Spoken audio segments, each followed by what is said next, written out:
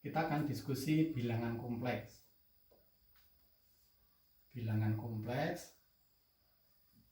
Nah, munculnya bilangan kompleks itu bisa kita lihat dari persamaan kuadrat. Kalau saya punya persamaan kuadrat AX kuadrat plus BX plus C sama dengan 0, itu kan penyelesaiannya seperti ini. X12 sama dengan min B plus minus akar D itu dibagi 2A itu.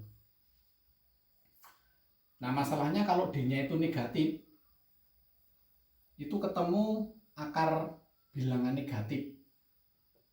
Akar bilangan negatif itu tidak ada kalau kita bicara bilangan real. Nah, ini jadi ketemu akar bilangan negatif, sehingga kalau kita bicara bilangan real, orang mengatakan bahwa tidak ada penyelesaian dari persamaan kuadrat ini. Jadi kalau misalnya D-nya itu misalnya D-nya itu akar D-nya itu misalnya ketemunya min 16. Berarti kan dari sini kan akar min 16. Nah, itu tidak ada nilainya kecuali kita bicara bilangan yang namanya bilangan imajiner, di mana akar min 16 itu kita ganti menjadi akar min 1 kali 16, yang itu nilainya menjadi min 1, akar min 1 kali akar 16. Nah, akar 16 itu 4. Nah, 4 kali akar negatif 1. Nah, orang menyebutnya akar negatif 1 itu sebagai bilangan I. Nah, bilangan I, di mana I itu namanya bilangan imajiner. Nah, itu yang namanya bilangan imajiner.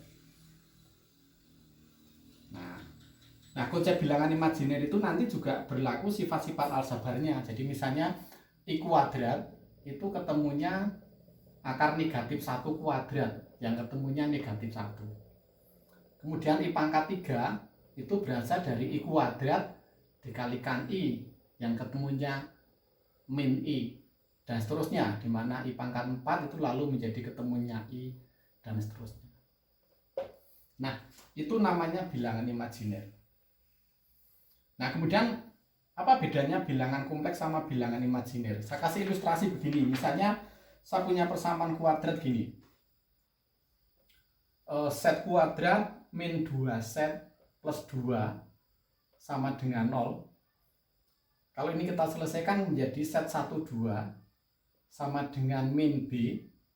Min dari min B kan plus minus akar B kuadrat. B kuadrat itu berarti 4 dikurangi 4AC itu berarti 8 dibagi 2. Nah, itu nilainya di 2 plus minus akar negatif 4. Akar negatif 4 dibagi 2, yang itu nilainya menjadi 2 plus minus 2i, karena akar min 4 itu 2i dibagi 2. Nah, sehingga set 1, 2 solusinya adalah 1 plus minus i. Nah, maka penyelesaian dari persamaan kuadrat itu adalah set 1 sama dengan berapa itu? Set 1 sama dengan, jadi set 1 sama dengan 1 plus I, lalu set 2 sama dengan 1 min I. Jadi kalau ini saya faktorkan, itu bisa begini, bisa set min 1 min I dikalikan set min 1 plus I sama dengan 0. Nah, inilah mengapa sebenarnya tidak ada fungsi kuadrat, tidak ada persamaan kuadrat yang tidak bisa difaktorkan. Apabila kita mengembangkan bilangan itu tidak sekedar bilangan real, tetapi juga bilangan imajiner. Nah, bentuk ini itu yang disebut dengan bilangan kompleks. Nah, bentuk ini yang disebut dengan bilangan kompleks, yang secara umum bilangan kompleks itu dinyatakan sebagai berikut. X plus IY, di mana X dan Y itu real, bilangan real.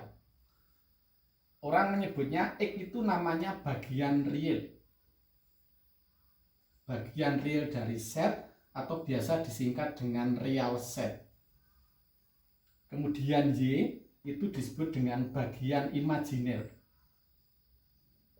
Bagian imajiner dari set atau namanya imajiner set.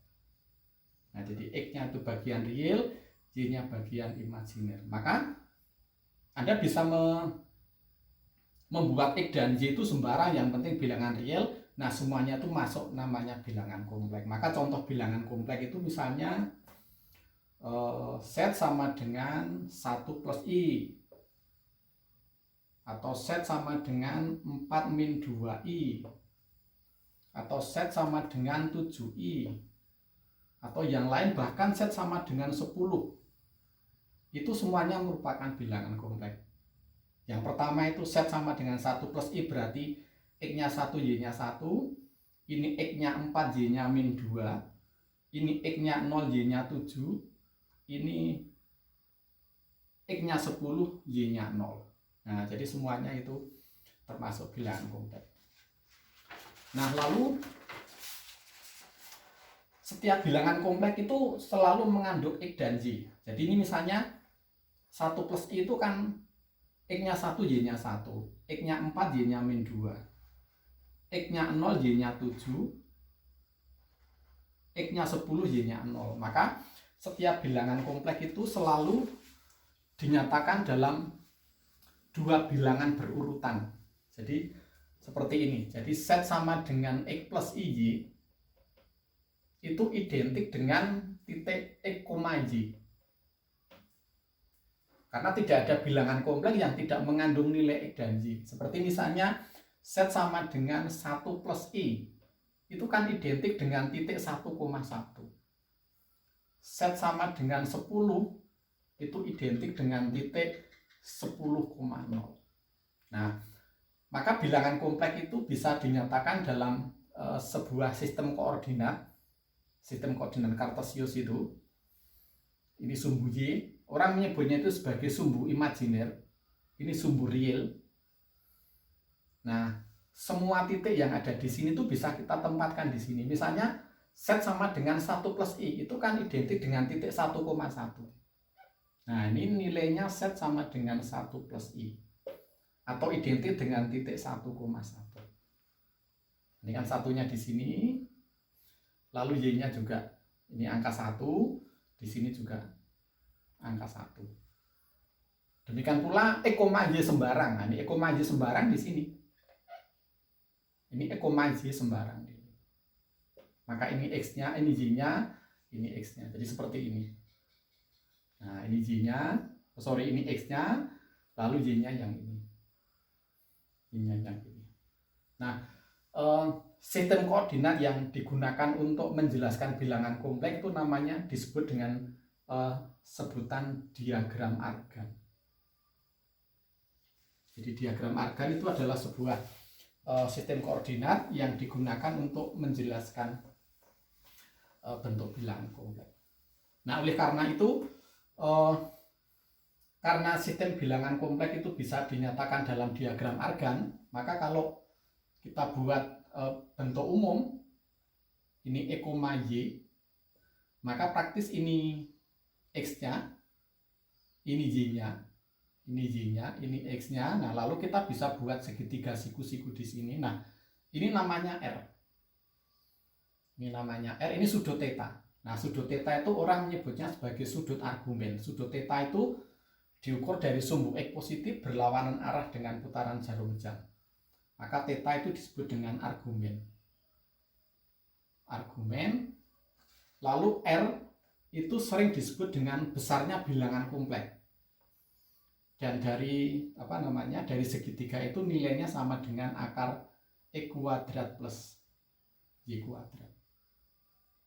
Demikian pula hubungan antara X, Y sama R itu bisa Anda tuliskan bahwa X itu sama dengan R cos theta, lalu Y-nya itu sama dengan R sin theta. Ini seperti sistem koordinat polar itu, di mana sudut theta, sudut argumen itu bisa dihitung dari rumus tangen theta, itu kan Y per X. Seperti itu. Nah, maka dengan menggunakan konsep ini, bilangan kompleks yang tadi bentuknya X plus IY, itu bisa dinyatakan dalam X-nya diganti R cos theta, Y-nya diganti R sin theta. Maka penulisan yang lain itu bisa dituliskan menjadi R kurung buka cos theta ditambah I sinus theta. Nah, seperti itu. Lalu argumen sudut itu harus melekat pada titiknya. Jadi boleh jadi nilai tangenya sama, tetapi sudutnya itu tidak sama. Nilai sudutnya nggak sama, nilai argumennya nggak sama. Saya kasih ilustrasi begini. Jadi kalau saya punya set 1, itu nilainya 1 plus I. Itu kan berarti X-nya 1, Y-nya 1. Maka tangen tetanya itu Y dibagi X, maka tangen tetanya sama dengan 1 dibagi 1 sama dengan 1. Maka tetanya, karena ini dalam satuan radian tadi, itu pi per 4. Tetapi kalau saya punya set yang lain, misalnya min 1, min 1, itu X-nya min 1, Y-nya min 1, maka tangennya itu Y per X itu min 1 dibagi min 1. Nah, tangen tetanya 1. Tapi tangen theta 1 itu tetanya tidak pi per 4, karena posisi ini itu kalau digambarkan kan di kuadran keempat. X-nya min 1, Y-nya min 1 kan di kuadran keempat. Nah, kalau di kuadran keempat itu tangennya kan sama dengan 2pi dikurangi pi per 4. Maka nilainya 7pi per 4.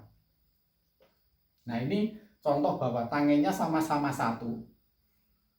Tapi yang ini nilainya 7pi per 4.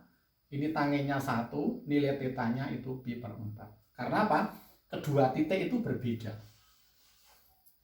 Titik set 1 itu 1,1 di sini.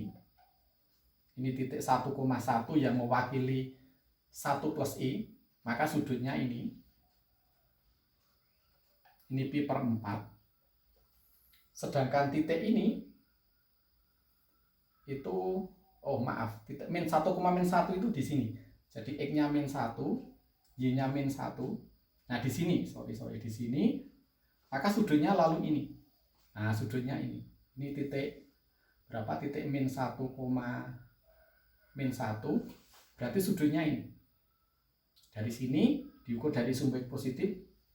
Nah, ke sini. Nah, sudutnya tidak itu, tetapi berapa? Pi ditambah, ini nilainya pi ditambah pi per 4 atau sama dengan 5 pi per 4.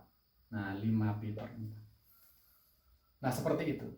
Nah, jadi sudutnya tidak sama meskipun meskipun nilai tangennya sama. Meskipun nilai tangennya sama. Nah, kita belajar aljabar bilangan kompleks. Aljabar bilangan kompleks itu seperti aljabar bilangan biasa itu. Jadi kalau misalnya saya punya 1 plus I kuadrat itu ya kita tinggal menggunakan rumus aljabar itu. 1 plus 2I, lalu I kuadrat itu negatif 1, ketemunya 2I. Seperti itu. Lalu misalnya 1 plus I dibagi 1 min I, itu bisa disederhanakan dengan menggunakan, kalau di aljabar dulu namanya dikalikan bentuk sekawannya. Nah, dikalikan bentuk sekawannya seperti ini, yang hasilnya adalah yang pembilangan 1 plus 2I min 1, lalu penyebutnya A kuadrat min B kuadrat, nah plus 1. Maka yang pembilang itu 2I, penyebutnya 2, nah ketemunya I. Nah, dan seterusnya. Nah, pasangan bentuk ini kalau di aljabar namanya bentuk sekawan, kalau di bilangan kompleks namanya kompleks konjugat. Namanya kompleks konjugat atau konjugat kompleks. Jadi kalau ini simbolnya set bar. Nah, atau biasanya beberapa buku menuliskan set bintang itu. Jadi kalau saya punya set sama dengan X plus IY, maka set barnya itu X min IY. Seperti itu. Jadi yang berubah tanda itu yang mengandung imajiner. Jadi kalau saya punya set sama dengan 3 plus 2i, maka set barnya itu 3 min 2i. Seperti itu.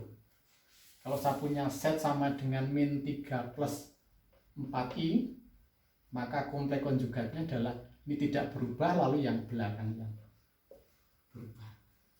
Nah, maka kaitannya dengan ini kita bisa menggunakan rumus baru terkait tadi besarnya bilangan kompleks tadi. Jadi kalau set saya kalikan set bar, itu kan berarti X plus IY saya kalikan dengan X min IY.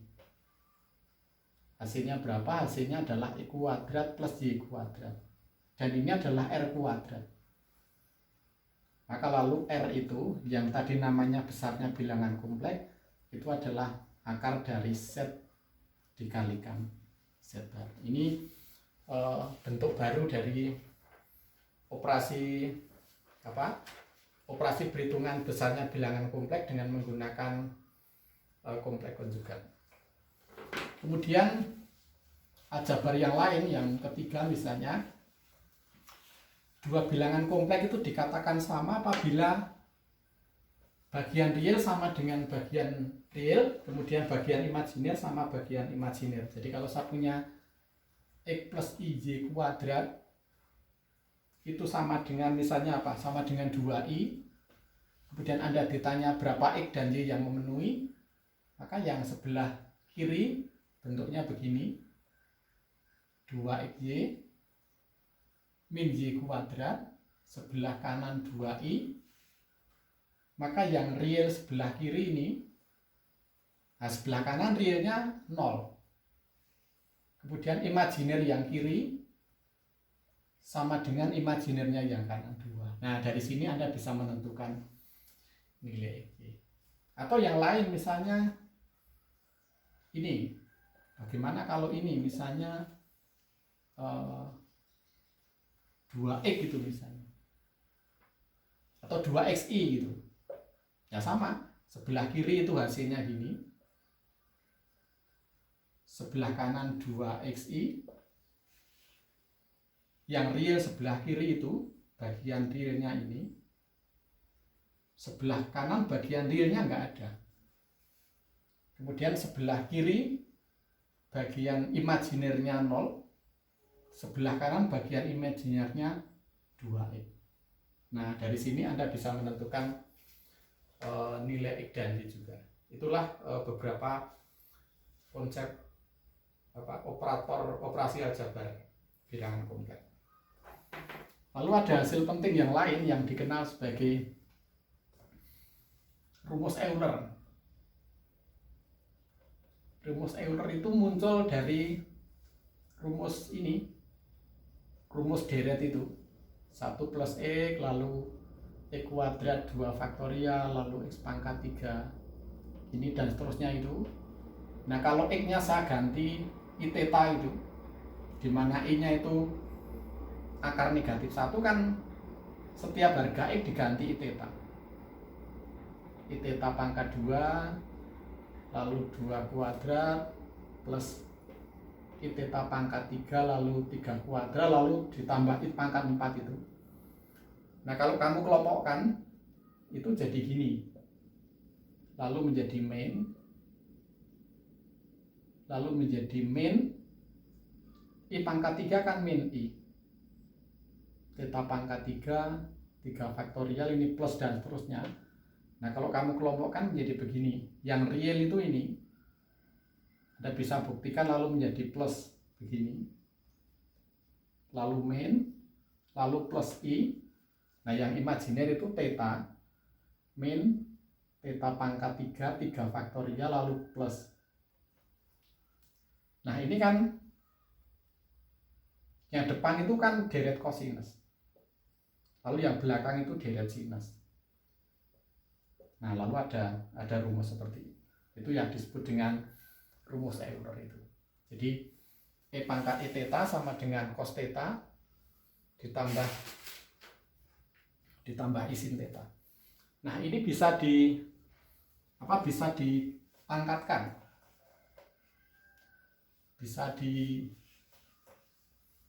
bisa dipangkatkan baik pangkat positif maupun pangkat negatif. Jadi gini, jadi kalau misalnya saya pangkatkan itu E pangkat I theta dipangkatkan N, itu kan berarti cos theta, atau gini, cos theta ditambah I sin theta pangkat N itu. Tetapi yang ini sendiri itu kan sama dengan E pangkat I n theta. Yang rumus Euler adalah cos n theta ditambah I sinus n theta. Maka dari dua ini Anda punya rumus begini, bahwa cos theta ditambah I sinus theta pangkat N itu nilainya sama dengan cos n theta ditambah I sinus n theta. Nah, ada rumus begini. Anda bisa menggunakan rumus ini untuk harga N sembarang. Jadi untuk N sama dengan 2, misalnya untuk N sama dengan 2, maka Anda bisa tuliskan gini, cos theta plus I sin theta pangkat N, itu nanti kamu uraikan, lalu sebelah kanan itu menjadi cos 2 theta ditambah I sinus 2 theta. Nah, kalau kamu uraikan, kemudian yang real jadikan sama real, yang imajiner jadikan sama imajiner, Anda akan memperoleh rumus ini. Nanti Anda buktikan sendiri, ketemunya gini. Min sinus kuadrat theta, lalu yang satunya sin 2 theta, itu sama dengan 2 sin theta cos theta. Nah, ada rumus seperti itu. Jadi caranya Anda uraikan ini, Anda uraikan yang kiri, kemudian yang buat kiri sama dengan kanan. Nah, termasuk juga kalau misalnya itu pangkat pecahan gitu. Kalau misalnya berpangkat pecahan, misalnya gini. Kalau pangkat pecahan misalnya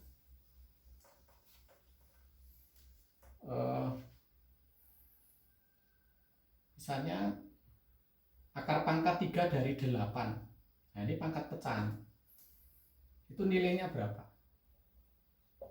Nah, menurut teori aljabar kan ini ada 3 penyelesaian, karena akar pangkat 2 dari 9 itu kan plus minus 3. Ada 2 jawaban karena ini ada 3, ada 2. Ada angka 2 itu menunjukkan nanti ada 2 jawaban. Maka kalau ini juga ada 3 jawaban. Nah, 3 jawaban itu begini. Jadi angka 8 yang ini itu kan berarti X-nya 8, Y-nya 0. Itu berarti kan R-nya 8, Theta-nya 0 plus 2 NP. Jadi kalau ini digambar, titik 0,8 itu kan di sini. Ini 0,8. Berarti sudutnya kan, karena sudut itu dihitung dari sumber positif kan 0 derajat, kemudian 360, 720, dan terusnya, maka dituliskan begini. Maka akar pangkat 3 dari 8 itu bisa dituliskan menjadi R E pangkat I theta. Nah, tetanya ini 2 NP. NP pangkat sepertiga.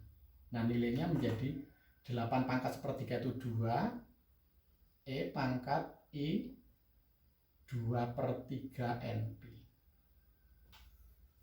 Nah, seperti itu. Nah, 3 jawaban yang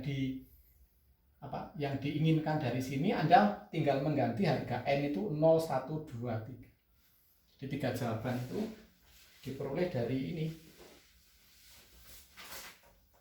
Jadi dari akar pangkat 3 dari 8 untuk 2 E pangkat I 2/3 NP, itu N sama dengan 0.